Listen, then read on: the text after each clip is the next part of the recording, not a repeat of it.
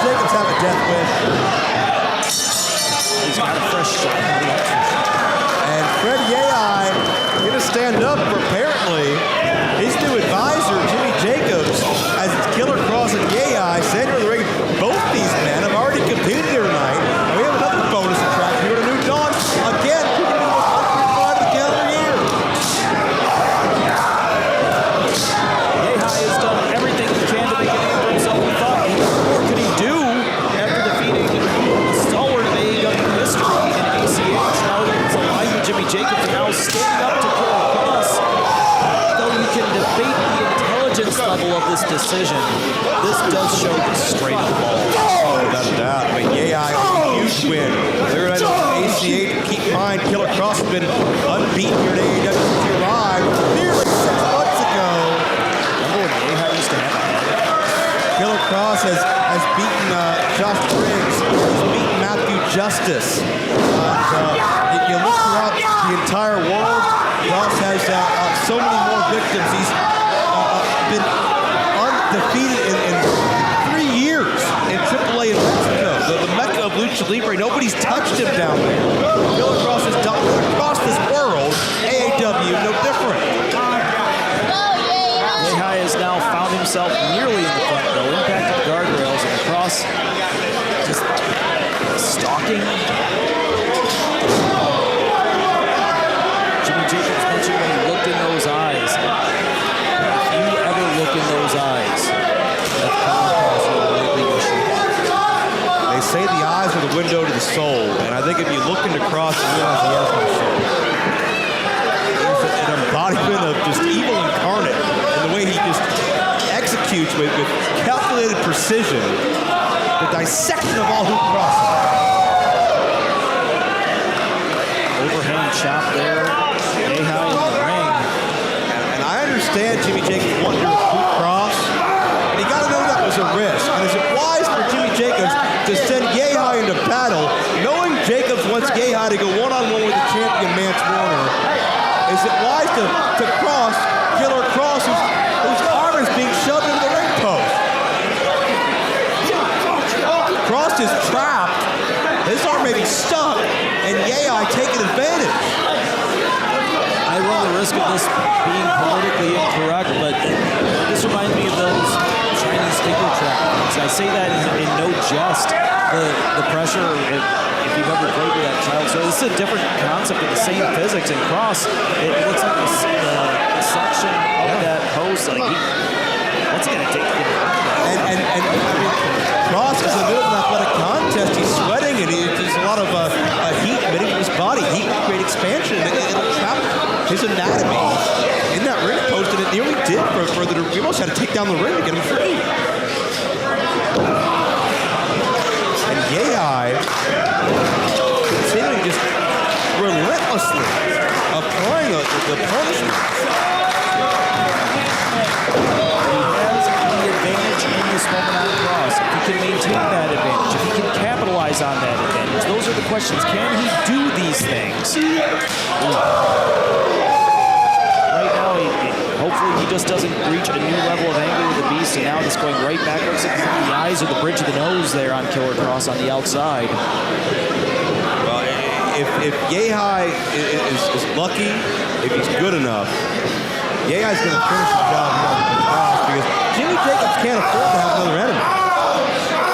Yehi started with the hold, went back to the bridge of the nose, and there just a straight punch to the nose. Doesn't matter how big someone is, doesn't matter how savage they are, if you can connect with a good, solid punch with a dominant hand directly to the bridge of the nose, that's a game changer in the game. Living up to that savage weight moniker is Yehi. Now centering the attack on the chest and ribs, standing all of his body weight there. And that's what it means for the career of Fred Yehi. If he can go home tonight, if he can post online, if he can send out the press releases, post the footage, and say that he beat ACH and Killer Kross on the same night, that's unprecedented. Now he's just going back to the attack on that left arm. Kross uses the right right to land a strike and another. You can see marks all over the body of Kross, who has certainly taken his fair share of punishment here from Yehi. Victorian hit the body of Kross at every opportunity. Just for extra measure, he's getting into the fingers. He's working everything from the shoulder joint to the tips of the fingers. And that forearm, again, the forearm region and the hand, that's what he's trapped in that host. That's, as you said, Joe, that's that he expanded, that's what got it trapped. And this, a lot of pressure has been placed on the muscle groups and on the bones and the joints, really from the elbow down on Kross. For somebody that's that dangerous and that powerful, talk about particularly an appendage, and it could throw off an athlete's entire strategy. And Yehi going for style points here, to brag, to show off. Something that can't help but wonder right now, Joe, is Kross having any sort of second thought, if not remorse, about to walk Jimmy Jacobs right now? Killer Kross knew very well the consequences. I think Killer Kross knew Yehi was probably within arm's reach of Jimmy Jacobs, but Killer Kross does not play well with others. And you heard him say it. What, he aligned with Jacobs now, does his bidding, and gets turned on 3 months later? Kross isn't about that. He's about he's right in the face of Fred Yehi. Big time counter. We'll see if he can follow through with a severely impaired left arm. Still going back to the arm, getting tossed. Reasonably fresh right now because all the focus has been on that left. Kross taking his Herculean strength of his chiseled physique, a lot of that in his upper body around that right arm. Just launching Yehi with a sack of left and Deep underneath. Was able to execute it with his good appendage. There you see Kross is largely fighting with one side of his body now. And again, over. Lifted with the right, secure with the left, and a near fall. And you notice the more Kross tries to take chances, the more immobile that arm becomes. give credit to Kross. That was probably the best possible pinfall cover that he could have mustered. Really use of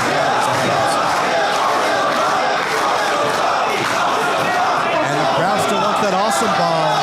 And Kross would love to give him a third. Here we go. No, Yehi slips underneath, up to roll Kross up, but too big. Again, just almost discarding corpse.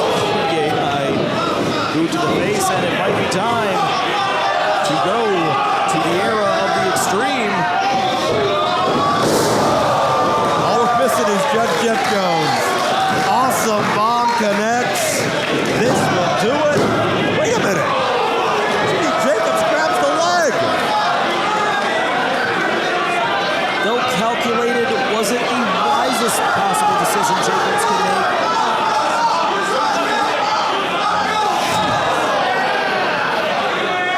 Jacobs just pummeled with the right hand, and down to the floor he goes.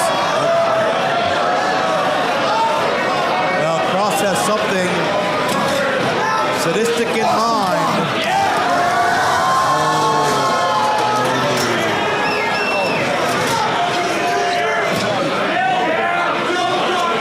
I fear that right now Karrion Kross may be the grand marshal of the parade of bad decisions, and it may be about to step off with Fred Yehi. No good comes from small-scale construction in professional wrestling, especially when you have a mind engineering whatever this contraption is. This is what happens when you cross the path to Killer Kross and try to use it to make an example, to make a statement.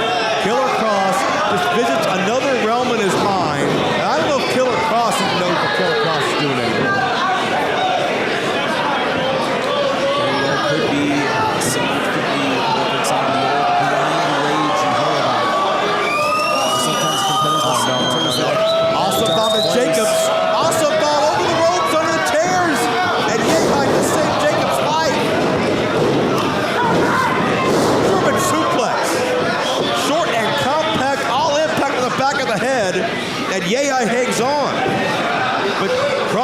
6'4", and this is a daunting task to elevate him. Swing with elbows, not quite getting all those, still making contact though. Switches the waist lock, does Kross. Now just violently attacking back of the head with elbows repeatedly is Yehi.